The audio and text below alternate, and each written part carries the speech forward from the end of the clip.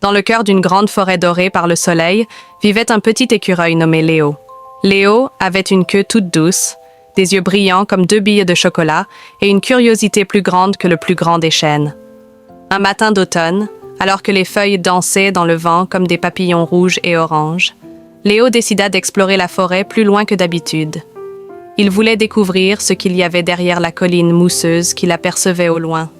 Sa maman, inquiète mais confiante, lui dit doucement « N'oublie pas, mon petit Léo, la forêt peut être immense. Fais attention à ne pas te perdre. » Léo réfléchit. Il eut alors une idée brillante.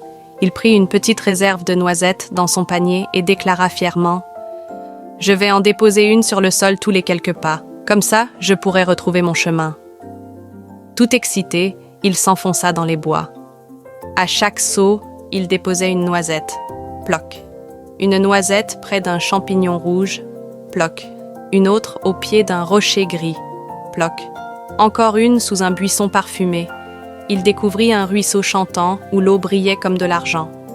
Il observa une famille de canards et salua un vieux hibou endormi.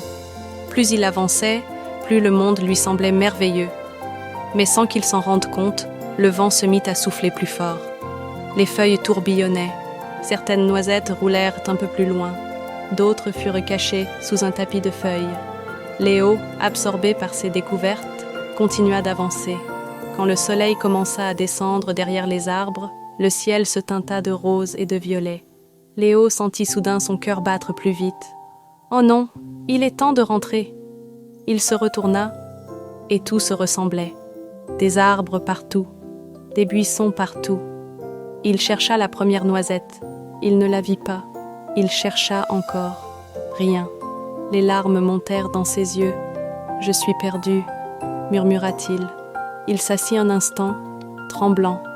Puis il se rappela les paroles de sa maman. « Quand tu as peur, respire et réfléchis. » Léo inspira profondément.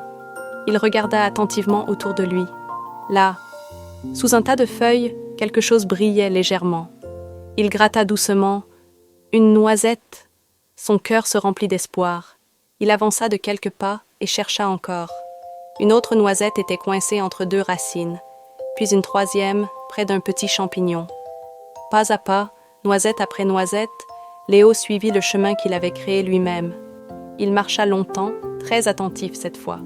Le ciel devint plus sombre, mais il ne s'arrêta pas.